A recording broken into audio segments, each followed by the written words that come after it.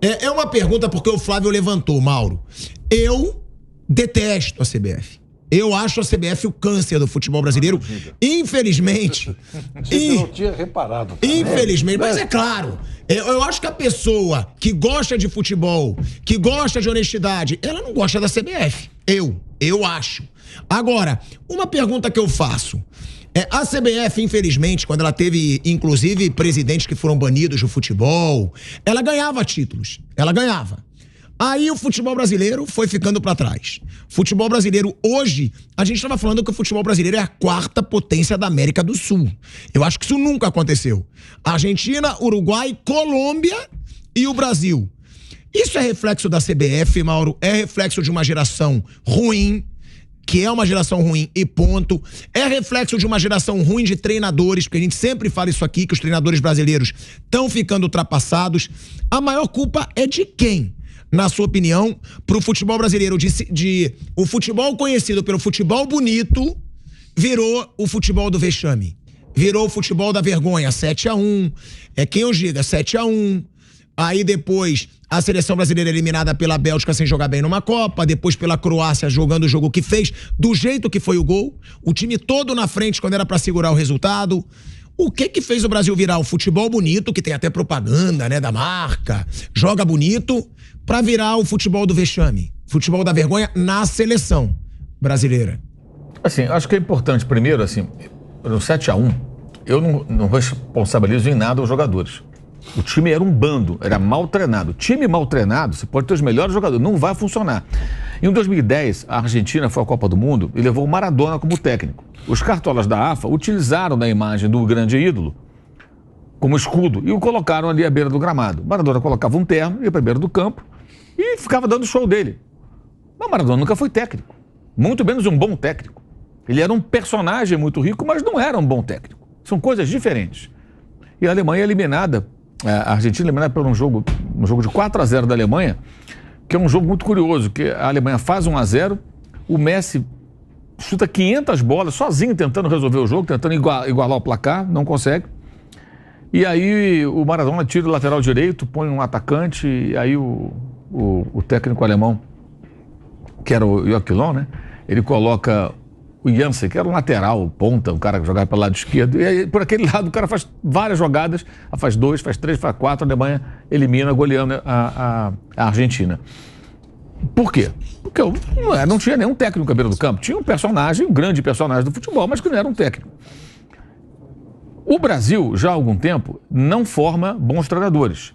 O nosso futebol aqui praticado no país, se ele melhorou nos últimos anos, foi em função desse intercâmbio. Muitos técnicos estrangeiros fracassaram, mas alguns fizeram bons trabalhos, né?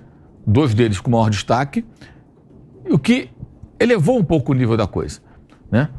Mas não existem bons treinadores no Brasil. Na linha do que falou o Piperno há pouco, você não tem grandes treinadores. Toda vez que um time grande hoje perde seu técnico, ele procura lá fora, porque não encontra ninguém aqui. São raras as situações em que você tem um técnico bom aqui que você possa colocar e acreditar que ele vai fazer um bom trabalho. O Tite, em 2016, quando assumiu a seleção, ele era uma unanimidade praticamente. Havia um clamor, porque ele fazia um belo trabalho no Corinthians pela segunda vez. E não deu certo na Copa do Mundo. Foi muito bem a eliminatória, né? Sempre o Brasil liderando, vencendo seus adversários. O Uruguai tinha vida difícil no tempo do Tite. Não tinha esse negócio que a gente viu hoje, não. Mas, na hora H, ele fraquejou. Ele fracassou em 2 Copas do Mundo. Então, não serviu.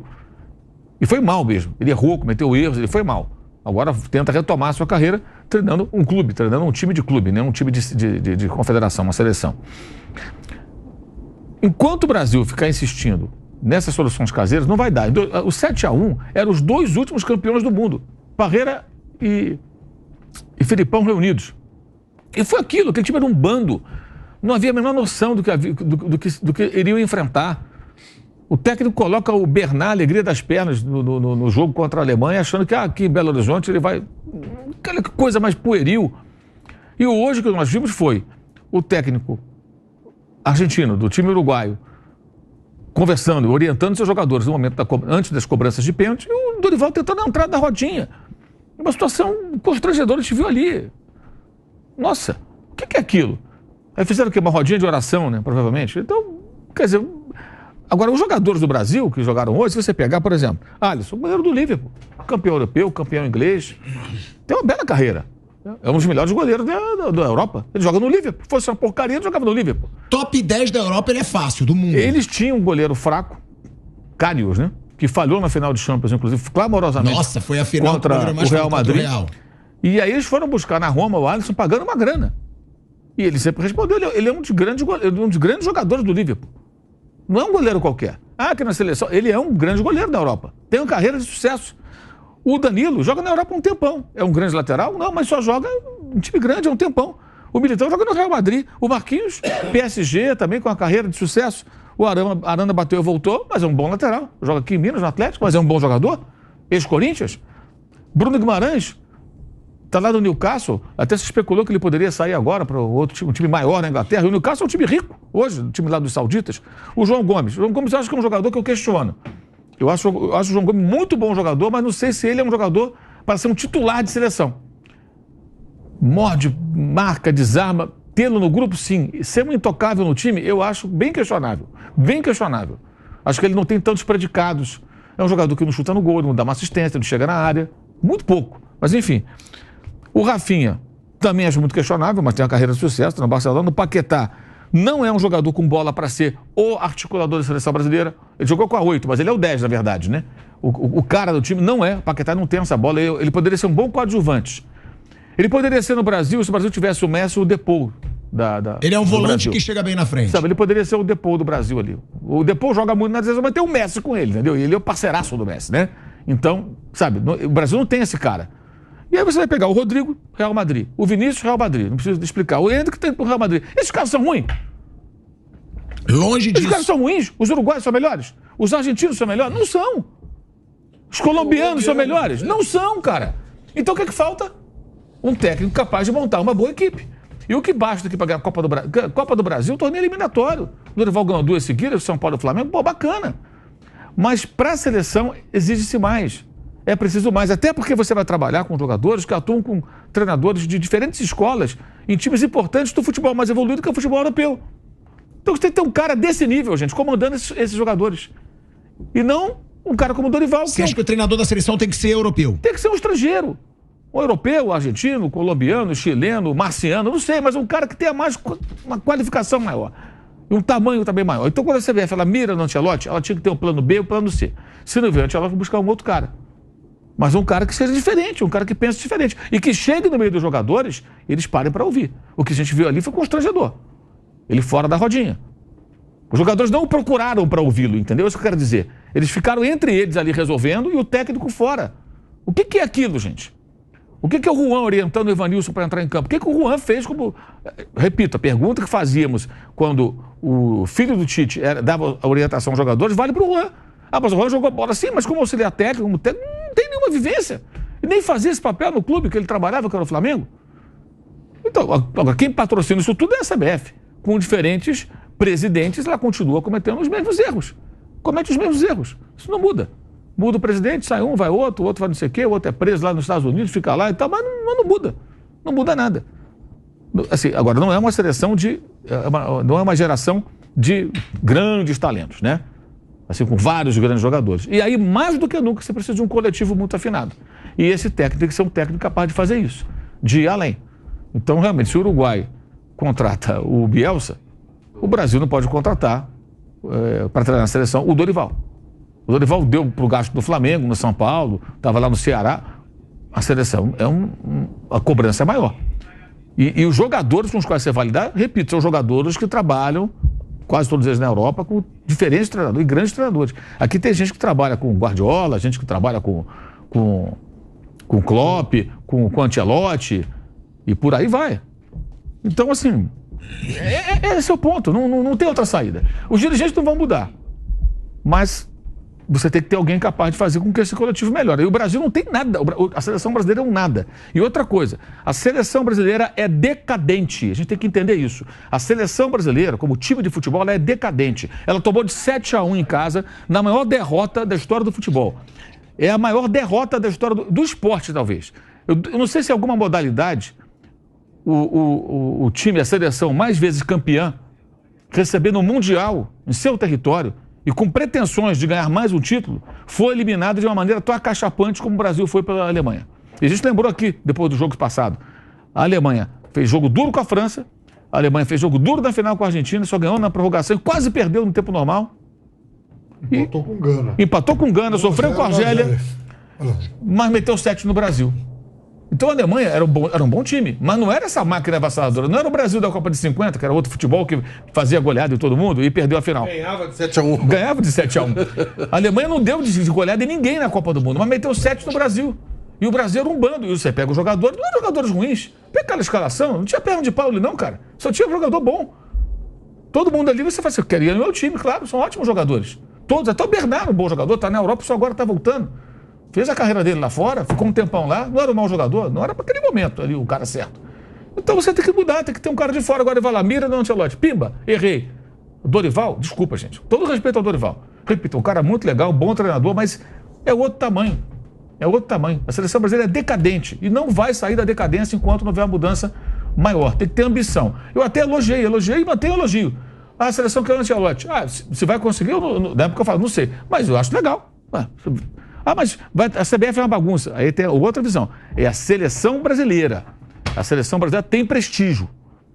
E um técnico de ponta como o Ancelotti, ele certamente pensou, cara, a seleção brasileira... E ele sabe que estava na decadência. Ele é burro, pô. Ele tá vendo, cara. Todo mundo tá vendo essa porcaria. Tá perdendo o prestígio, né? Então, ela tem, mas tá perdendo. Aí ele deve ter pensado, em algum momento, peraí, se eu pego a seleção brasileira e eu faço ser campeão, faço jogar, nossa, eu posso parar. Eu sou campeão de tudo, cara. Pô, vou fazer esse time decadente voltar a ser competitivo e ganhar a Copa do Mundo?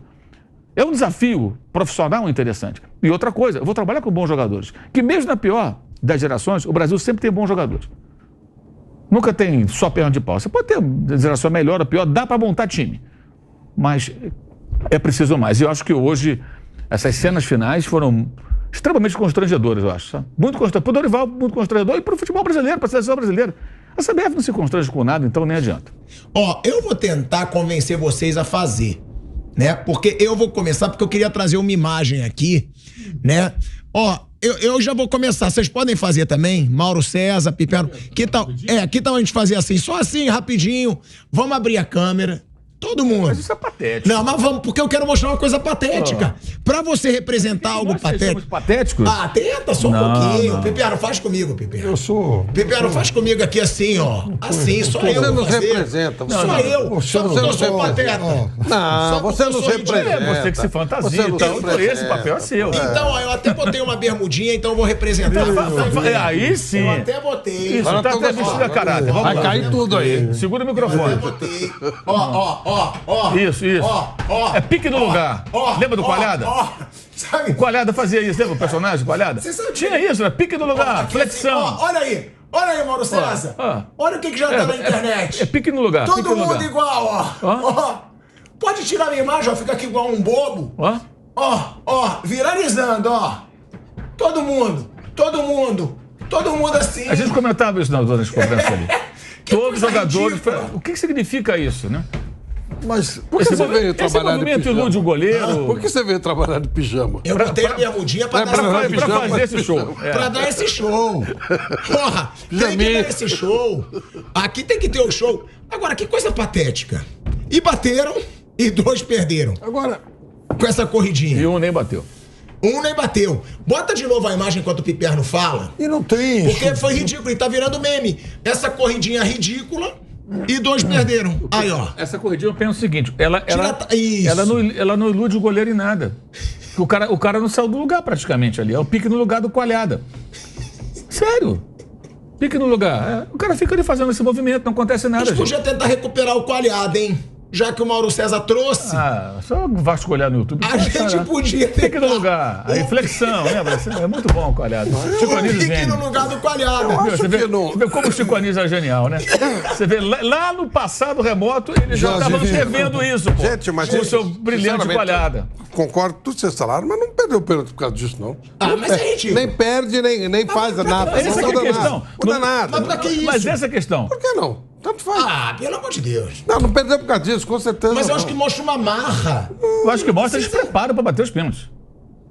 Os caras não sabem o que fazer ali. Fica fazendo O essa Neymar bobagem. fazia isso e fazia Perde gol pênalti. normalmente. E aí começaram a fazer igual, copiam tudo, né? Aqui Mas, assim. porra, Foi feio. Eu entendo e tal, foi mas feia. podia ter ganhado também com a corridinha. Não muda nada. É cara de tonto. É a mesma coisa que acender o celular no estádio. Pô, os caras estão fazendo rola. A rola foi criada em 86.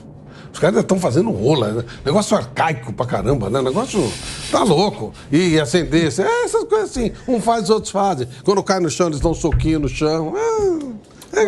Gente, mas eu sabe? juro, tudo me irrita nessa seleção. Você sabe o que é? Tudo me irrita. Você tá muito nervoso. Eu vou te dar um comprimidinho pra você se acalmar. Você tá muito nervoso. Eu acho que nós tá muito nervoso. essa seleção, ela foi deprimente pela campanha toda, 4 jogos, 3 empates, né? Empate lá com a Costa Rica e o constrangedor empate contra a Colômbia, quando foi dominada a maior parte do tempo. Mas vamos lá. 2011, 15, 16 e agora? Né? Então, nas últimas 4 vezes que o Brasil jogou Copa América fora de casa, o Brasil nunca foi além das quartas. Aí, Copa do Mundo, fracasso em 6, em 10, o 7-1 em 14, fracasso em 18, fracasso em 22. Ou seja, nas últimas 11 competições, se a gente tirar as 2 Copas Américas aqui no Brasil, o Brasil fracassou em 9. Então, ou seja, o padrão do Brasil não é que caiu um pouco, mas teve um desabamento. Mas por quê? O problema estava lá atrás. Olha quem treinou a seleção em 2010.